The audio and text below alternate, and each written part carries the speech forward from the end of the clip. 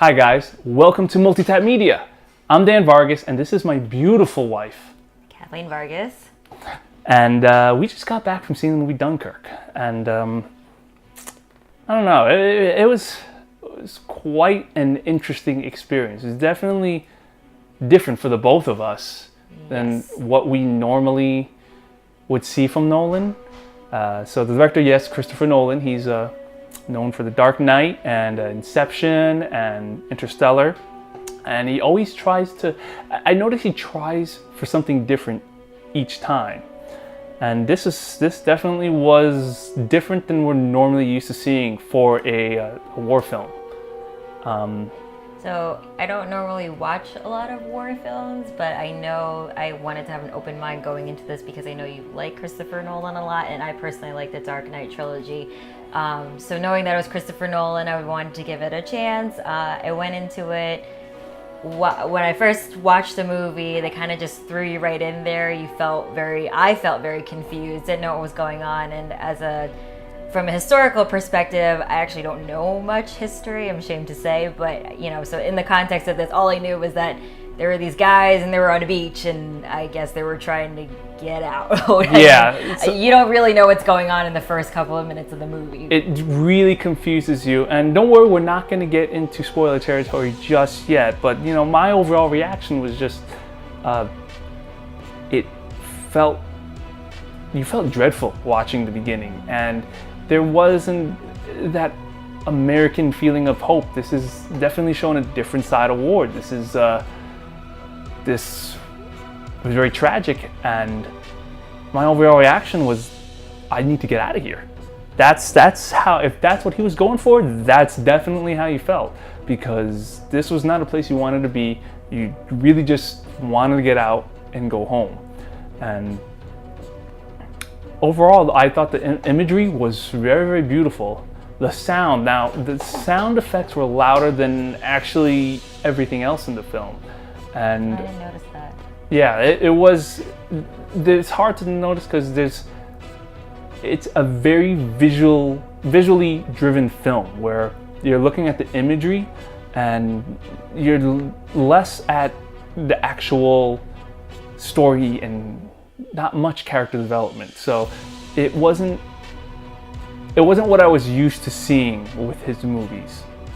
I agree with that, because I walked out of the movie that was one of my first, I don't know if you want to say complaint, but that was my first comment, that I didn't know if I had enough time to get to know any of the characters. But then I asked myself, was I supposed to have time to get to know them, or just get a glimpse of what their time and this snapshot of time was supposed to be like for them? Yeah, and I don't think we were supposed to really know much about it, because we really think they're soldiers. They're just kind of tossed there.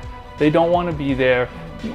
In reality, a lot of these guys, they may have not even get to know one another, right? Because it'd be worthless, because they may not even see them in a couple of minutes. They could be gone, and that's just one less person for them to try to keep in their mind. Because if it could, I would imagine it'd drive them insane having to know that one of their essential brothers could be gone. Mm-hmm. So that was pretty intense. I will say overall, it's a very, very intense movie. Like, you are dropped in and you're never taking out of that moment. It's always, there's no comic relief. It's not that kind of film. You're not going to find some funny one-liner. No. There is none of that. Like you said, you just feel the sense of dread the whole time during the movie. The imagery that you were talking about before, there's some scenes that are amazing. The ones shot over the water, the planes flying over it.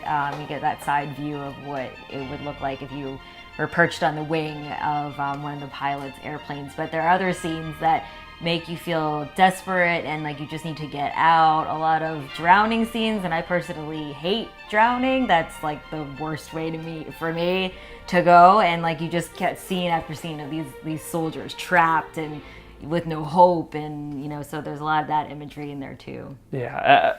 So we're about to get into a bit more spoiler territory. So if you want to hold back, please come back and watch this next part. If not, go check out the movie and then we're waiting for you. All right, so the overall film, it takes place with one event with 3 different time periods. A week, I think a day or two, and then an hour.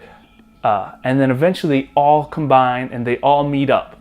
And there's some really clever editing. I really did enjoy the editing in the film. It wasn't too incoherent where like you don't know what time period is what time period. You clearly know when each section is happening.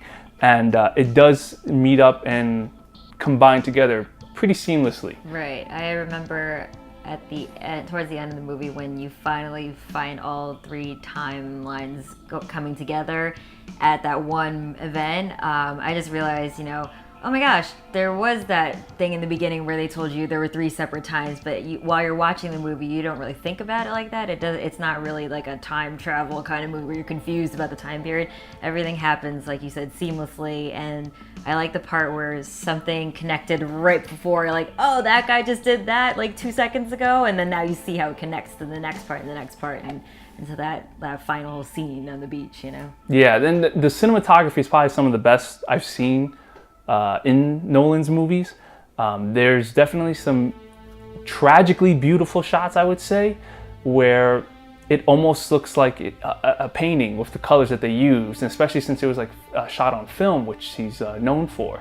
And I know he shot it on large format, something that we weren't actually able to see this time around. Normally I do try to see it in at least digital large. There's an IMAX theater that's near us that actually is closest to his aspect ratio that's shot. But most, people should know, most IMAX theaters, you're just really watching it for better 4K and some of the best sound, but you will not get that true experience that it was originally shot on. I think the only theater that's like that near us is, I think, Lincoln Square in New York. But going back, yes, the film itself is, it's not something that you can say, I enjoyed watching that movie. I don't think that's definitely the wrong thing that you should be getting after watching this. It's really how these soldiers really just, they had nothing left. Yeah, I was going back and forth about my opinion of this movie. I came out of there thinking, gosh, that movie made me feel terrible. I don't know if I like this movie. And then as we started talking more and more about it, I started seeing what was great about the movie. So I'm going to say I don't like the movie, but I don't love, like what you said, like you don't want to walk out there saying like, this was a fantastic movie, I loved it. I mean, that's terrible. People are dying, and yeah, and it's a war movie ultimately. I'm not going to walk away from it being like, this is fantastic, but there were some scenes in there that really will, I guess they'll kind of stick with me because I'll remember them. So I don't love it, but I don't not like it, if that makes sense. That's kind of my overall impression of it. It's definitely a film that it captivates you in the sense where it drops you inside this world and it doesn't let you leave, which is the first thing. That's what everybody in this film, they want to leave. The war is done. They've lost. In this battle, it starts you off at the very end. And even though it's a PG-13 movie, it really pulls you in. And don't think of it like Saving Private Ryan, where like there needs to be this actual graphic sense of violence. That's actually the last thing you see.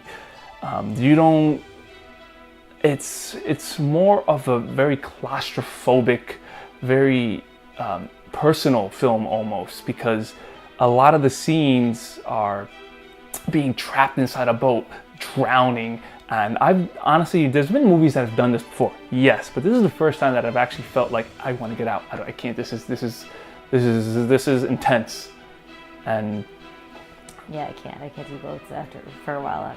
Watching that movie, just the being underwater, drowning aspect of it, and bombs. Every time you think they're going to get away, they never do, and it's just like, come on, guys, can we just give them a break here? So when the movie finally ends, and of course, everybody, spoiler, like we're in spoiler territory now. Yeah. So like everybody gets on a boat and they finally can leave. It's just a sense of relief, But then the movie doesn't really end on a positive note. No.